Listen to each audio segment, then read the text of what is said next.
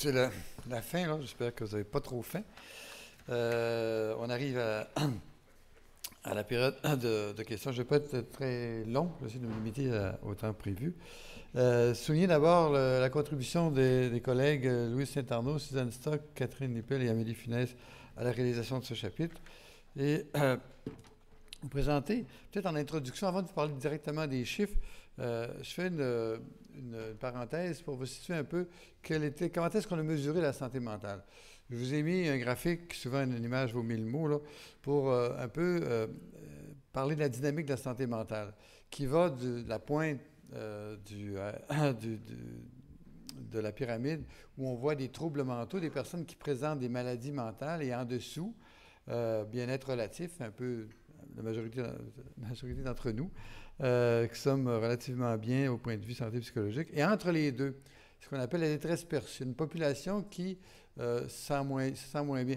Une population qui n'est pas, entre guillemets, en état de bien-être relatif, mais qui n'est pas non plus en état de maladie mentale. Donc, c'est cette cible-là, parce qu'évidemment, au travail, on ne rencontre pas, si on s'intéresse juste aux gens qui ont des dépressions sévères ou des gens qui ont des maladies mentales sévères, on ne sera pas capable, on n'en trouvera pas beaucoup.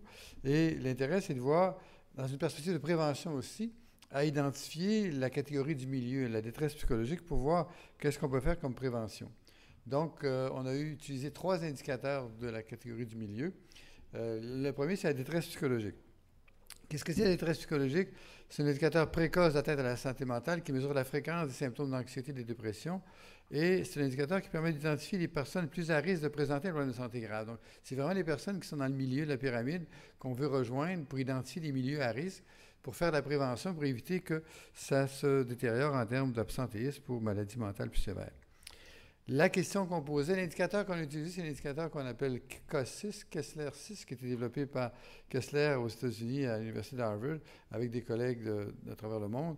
Et c'est ce qu'on appelle, la question est simple, au cours du dernier mois, à quelle fréquence vous êtes-vous senti nerveux ou nerveuse, désespéré, bon à rien, si déprimé que plus rien ne pouvait vous faire sourire, que tout est un effort, ou agité ou ne tenant plus en place. Donc, 2 symptômes plus d'anxiété et 4 de dépression. Qu'est-ce qu'on fait avec ces chiffres-là? On calcule un indice. Le défi, c'est de transformer la souffrance, le malaise en chiffres. Donc, comment ça se fait? Donc, on mesure la réponse. On donne un score à chacune des réponses. Si vous avez répondu que vous vous sentiez désespéré, jamais, vous avez répondu jamais à aucun de ces symptômes-là, vous avez évidemment 0. Si vous avez répondu à l'occasion rarement, on vous donne un 1 comme point, parfois 2, évidemment, tout le temps, c'est 4. Évidemment, le maximum, c'est 24. Évidemment, les gens qui ont 24, on n'a pas rencontré beaucoup, mais fort heureusement, ils sont absents pour des problèmes de santé mentale, les autres. Mais l'idée, c'est vraiment d'essayer de faire un gradient, une progression entre ce qu'on a calculé comme étant une détresse psychologique nulle ou très faible et une détresse psychologique plus élevée. Donc, quand le score est égal à 5 est plus petit que 7, donc si vous avez un score de 5 ou de 6, vous avez une détresse psychologique modérée. Vous pouvez faire le calcul chez vous là, avec votre situation personnelle. Et si vous avez un score qui est égal ou plus grand que 7, c'est une détresse psychologique élevée. Et lorsque les chiffres le permettaient, on calculait une détresse psychologique très élevée qui était un score plus grand que 12, donc entre 13 et 24. Donc ça vous donne un peu la perception, comment est-ce qu'on a réussi. Et ce n'est pas nous qui l'avons inventé, c'est un indice de santé psychologique validé. Ceux qui connaissent le General Health Questionnaire, entre autres ceux qui connaissent les données des indices sur la dépression, cet indice-là est plus spécifique et plus sensible que tous ses concurrents, mais tous les indices qui sont habituellement utilisés. Donc, et l'intérêt, c'est qu'il est rapide d'utilisation. Donc, vous savez, quand on a 25 minutes pour poser toutes les questions qui fournissent le rapport, il faut aller de façon assez pointue, et on avait la chance d'avoir un indicateur validé et facile d'application. Le deuxième indicateur, en fait, en passant ici, souvent on le compare à un thermomètre. Ça ne donne pas un diagnostic, mais ça donne la température psychologique d'un groupe pour savoir, ou d'un secteur, ou d'un service, ou d'une population, en termes de santé psychologique. L'autre indicateur, c'était les symptômes dépressifs. Ça, c'est un symptôme un peu plus dur, c'est un peu plus handicapant. Les personnes qui ont un symptôme des symptômes dépressifs élevés, c'est des répondants qui présentent oui aux deux questions suivantes. Au cours des 12 derniers mois, vous êtes-vous senti triste, mélancolique, déprimé pour une période de 2 semaines consécutives ou plus? En fait, c'est les deux symptômes cardinaux de la dépression majeure. Un, c'est les troubles de l'humeur, les gens qui sont tristes, entre guillemets, à mourir, à avoir des intentions suicidaires. Et la deuxième, c'est ne plus avoir le goût de rien faire. Donc, au cours des 12 derniers mois, vous étiez arrivé pendant une période de 2 semaines ou plus de perte d'intérêt pour toute la plupart des choses que vous aimiez faire et auxquelles vous teniez. Preniez généralement plaisir, comme le travail, étant un passe-temps ou toute autre chose. Ça s'appelle dans le jargon l'anédonie, c'est-à-dire l'absence de plaisir à faire des choses, l'absence de goût ou d'intérêt. Donc, quand vous avez ces deux personnes, vous avez rencontré pendant au moins 2 semaines consécutives ces deux symptômes-là, vous étiez identifiés comme présentant des symptômes dépressifs élevés.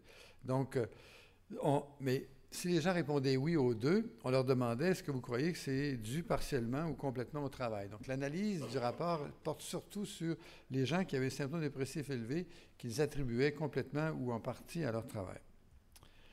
Le troisième indicateur, c'est un indicateur de consommation qu'on appelle le psychotrope, tranquillisants, somnifères, antidépresseurs. Les répondants sont considérés comme consommant des psychotropes s'ils répondent oui à l'une des deux questions suivantes.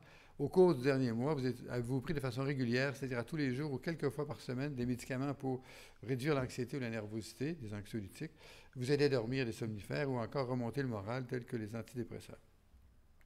Voici les prévalences. La détresse psychologique, on l'a divisée en deux. Détresse psychologique élevée, c'est-à-dire, vous rappelez-vous, c'est-à-dire 7 et plus comme niveau de point de césure. Donc, vous avez ici au total 18% des personnes interrogées qui ont qui ont détresse psychologique élevée, et 15% modérée, et un peu plus chez les femmes que chez les hommes. En fait, ça fait la référence. Par la suite, on voit que ça monte de 18, ça passe à 36 dans certaines catégories, si vous êtes exposé à certains facteurs de risque, etc. Donc, il y a beaucoup de croisements qui sont faits. Je vous invite à, je ne vais pas vous bousculer ça à la une, mais regardez les réponses dans le rapport. L'autre indicateur, symptômes dépressifs, on voit ici que les symptômes, on a différencié les deux, symptômes dépressifs liés au travail ou non. Je regarde, c'est plus important chez les femmes que chez les hommes. Au total, vous avez 12% au total, et plus du tiers, plus des 2 tiers, qui sont environ les 2 tiers associés au travail. Donc, on a regardé la prévalence des 7,4% et leur association. Au niveau de l'intérêt, par exemple, pour regarder la présence de symptômes dépressifs liés au travail, ce qu'on a regardé, quels sont ceux, est-ce que vous vous êtes absenté au cours des 12 derniers mois à cause de ce symptôme dépressif au lieu de travail? Et on voit ici, plus élevé chez les femmes que chez les hommes, mais en moyenne 42%. L'intérêt, c'est de lire la colonne à inverser. Donc, s'apercevoir que 57,8, presque 58% des gens qui ont présenté les deux symptômes cardinaux que je vous ai présentés tantôt, mais qui ne se sont pas absentés, qui sont restés au travail. Je fais le lien avec présentéisme de tantôt. Il y a des gens qui s'y filent très, très mal et qui se présentent quand même au travail avec tout l'impact que ça peut avoir en termes de climat, en termes de relations avec les collègues, la clientèle et en termes de coûts, d'efficacité de production.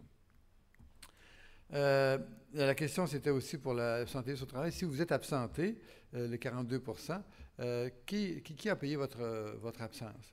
32%, c'est l'employeur, avec un coefficient de variation important là, pour les autres. Assurance salaire, 22-23%. La banque de congé, 15%. CSST, 6%. Assurance emploi, 7%. Et 24% près du quart n'ont eu aucun revenu durant les absences au travail pour les symptômes dépressifs. Donc, mais notez qu'une croix veut dire un coefficient de variation de 15 à 25% parce qu'on avait des chiffres trop faibles.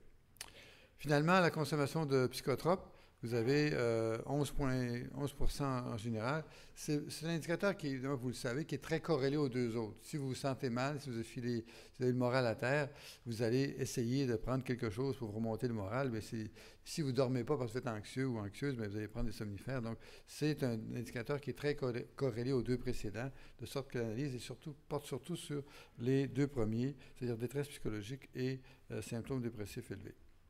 Merci de votre attention.